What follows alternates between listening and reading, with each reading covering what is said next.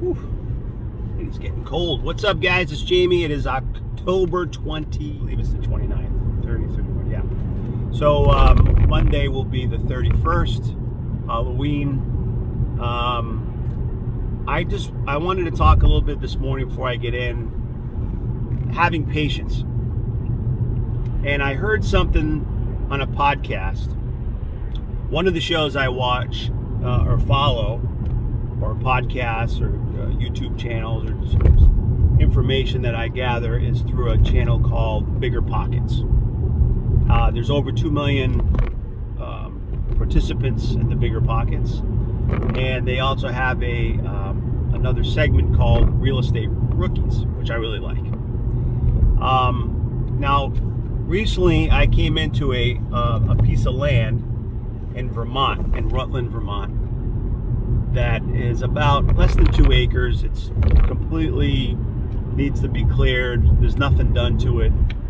I can put a structure there. I have to call the town. I got to start doing my due diligence, right? I have to start figuring out what does it cost to clear the land, what permits do I need to build a structure. Can I build a couple structures? Am I allowed just one? Can I put a duplex type of thing there? What I'm thinking is making it a short-term rental, because Killington Mountain, the ski resort over there in Vermont, which is very popular, and they also do a lot of hiking out that way. And then you got the city of Rutland. It might be a good destination. Now I need to look at the numbers of how many people are traveling there, tourist type thing, versus a national park, right? Or if you were to look up anything that showed you how much traffic is coming through that area, as well as maybe other VRBOs or Airbnb, those type of things. Like what do the numbers look like? So I haven't finalized the deal, but it's a good deal.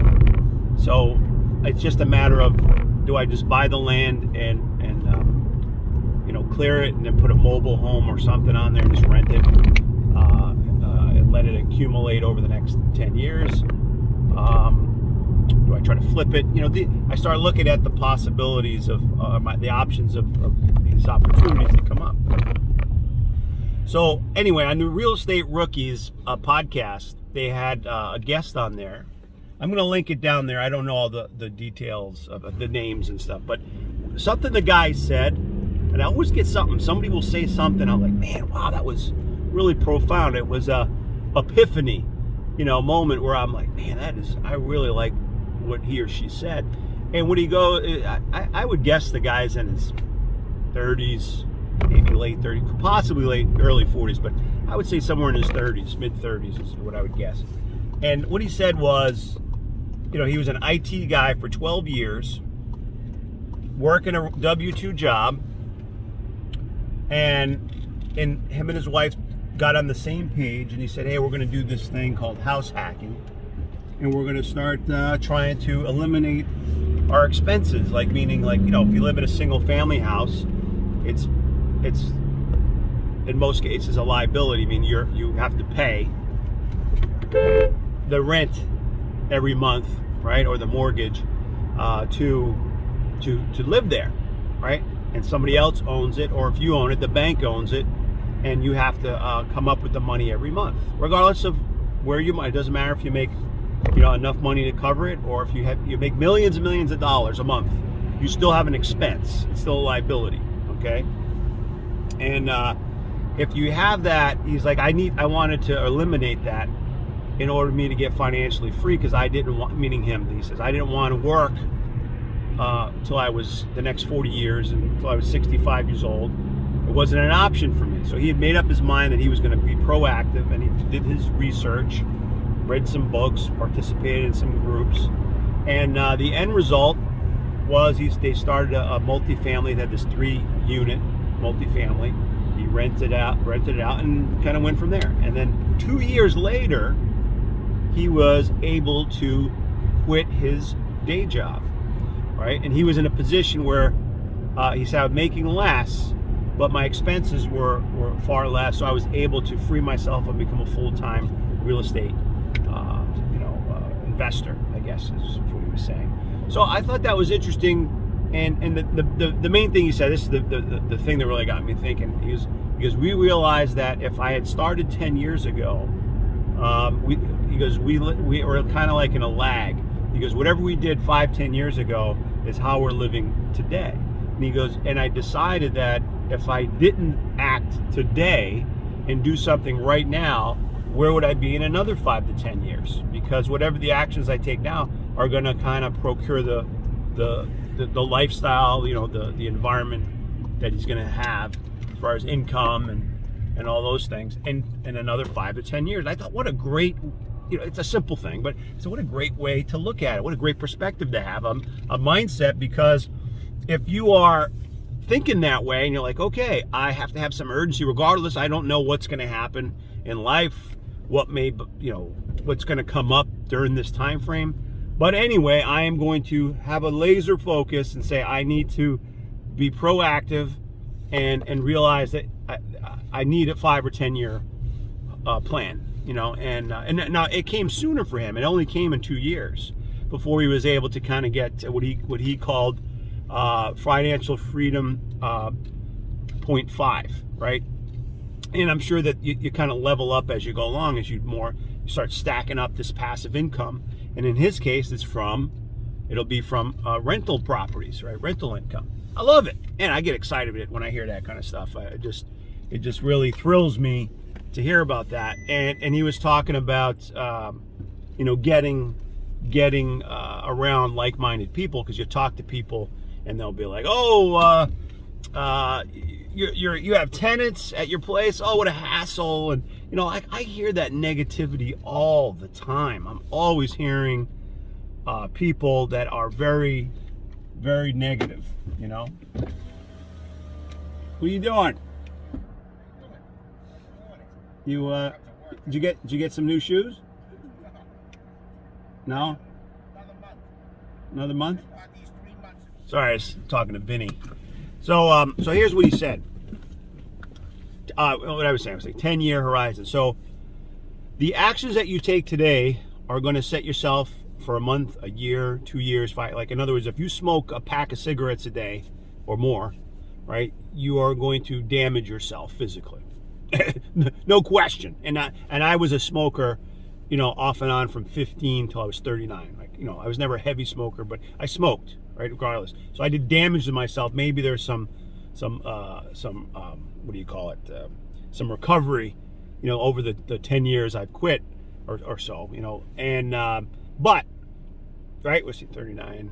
Yeah, but almost 10 years. So I quit smoking. I definitely saw a difference in almost a decade of quitting smoking versus the time I did smoke. Physically, how I felt, financially, I put more money back in my pocket. Physically outside, like my hands always smell like smoke. I was always like putting stuff to make my hands not smell like smoke, and getting burns if I smoked in the car. Cough, the smokers, all the things that come with smoking. I'm just using smoking as an example. You can fill in the blank whatever. Like I eat cheeseburgers every night at midnight and French fries, and a big sugary soda. Which I love those, by the way. But if you do that every night, you're going to put weight on. And whatever the thing is whatever you do consistently, you're going to get results, whether they're good or bad. Now, I'm going to show a quick, I'm going to throw something up here about a stock, Adobe, right, that I was looking at last night. I was just looking at some of my previous convictions where I thought, hey, Adobe seems really oversold right now, Adobe. And I think Adobe is going to do this. And I drew like a little thesis, like a little prediction, a little arrow.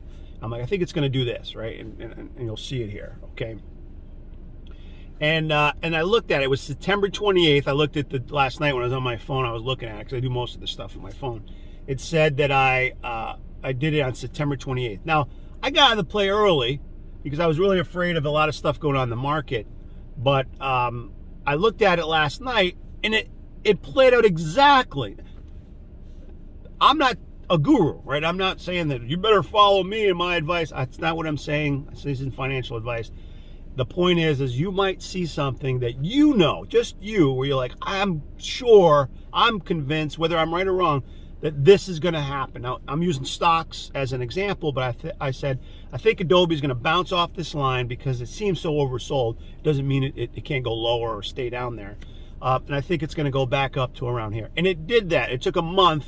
I was impatient, but it did what I thought. And had I stayed in it, I would have made I did make profit, but I would have made far more money if I would have been a little more patient. And that's what a lot of times we do, is we get distracted with the new shiny thing, or this other thing. Oh, I got to get into this. And we're not, the other thing isn't happening fast enough. So we get into the next thing. Versus just being patient and waiting for this other thing to develop, which is back to the real estate thing where the guy said, hey, if I can do this right now, I should have did it 5 or 10 years ago. But if I can do it today, then 5 or 10 years now, I'll be glad. And it's this, my friend Will, who works Fidelity, and he handles the FedEx guys' retirement. You know, he's been with Fidelity for, I don't know, geez, almost 20 years now, or approaching 20 years. And, you know, those pilots, they make pretty good money. And he helps them to you know, with their portfolios, for their retirement portfolios, because they're pilots, that's their career. And he was always trying to encourage me to when I was younger, to say, hey, you should be putting some money in this account. And I've said it before, and he's the one that told me, hey, when I was like 40, he'd say, hey, Jamie, the 60-year-old you will thank the 40-year-old you. And which was a few years ago. So he's like, yeah, hey, a little longer than a few years ago. But he said, hey, if you could do this 20 years from now, you'd be glad. Because I was like, it's, you know, I'm not doing any 401, because I wasn't, you know. And he says, you know, you should start doing that, as I was approaching 40 years old. And he would come up to Boston a couple times a year for his you know, for his meetings, for training and stuff. And we'd always get together for dinner and talk, because he was one of my oldest friends. So that stuck with me. And that just today, you know, when I listen to this podcast about, hey, 5-10 years from now, it's just another validation, another perspective of somebody saying, hey, if I can just be patient, I'm going to reap the rewards later. So let me just, regardless of that, you know, regardless of what I need to do in the meantime. It's like when I wash dishes at the house. I mean, I hate washing dishes, but I hate seeing them piled up. And if no one else will, I'll do them, right? I'll just get the soap, put the hot water on, and scrub them. And then I'm always glad when it's done. So if you got to go through some process to get there with whatever it is, if you're investing in a stock and you're thinking, hey, I think the stock is going to perform this way. Right now, like I keep talking about Tesla as one of the many stocks that I think, regardless of what's going to happen this year coming up, it seems like there'll be a dip, maybe not, but I mean, if it does, great, because it seems like Tesla has, as one of the companies, has tremendous potential, right? With all the different things they're involved in, with other than just being a car company, with, you know, with energy and AI, you know, the solar. I mean, all the different things that they're doing it's not just a car company, and they have the ability to maybe surpass. They were saying, I can't think of the name right now, but besides Apple's, it was the oil company. I can't think of it, begins with an A, but I'll put it up here. But they're saying that we're going to be bigger than these two companies combined.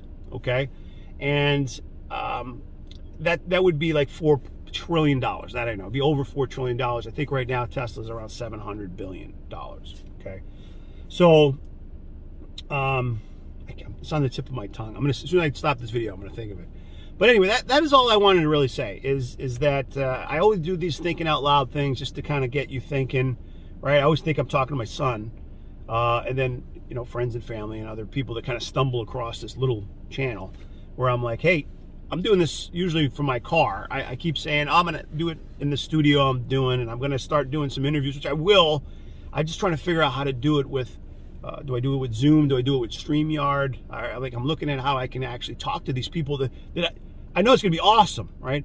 But in the meantime, I can't just wait for when that happens. You got to do it now, and that's what I decided when I started doing these little videos. I was like, I got to start just talking about some of this stuff, because I don't know how much time I have. I don't know what's going to happen, but I know that there's no better time than today, you know, to get started. Okay, I'll see you guys later. Have a good Saturday.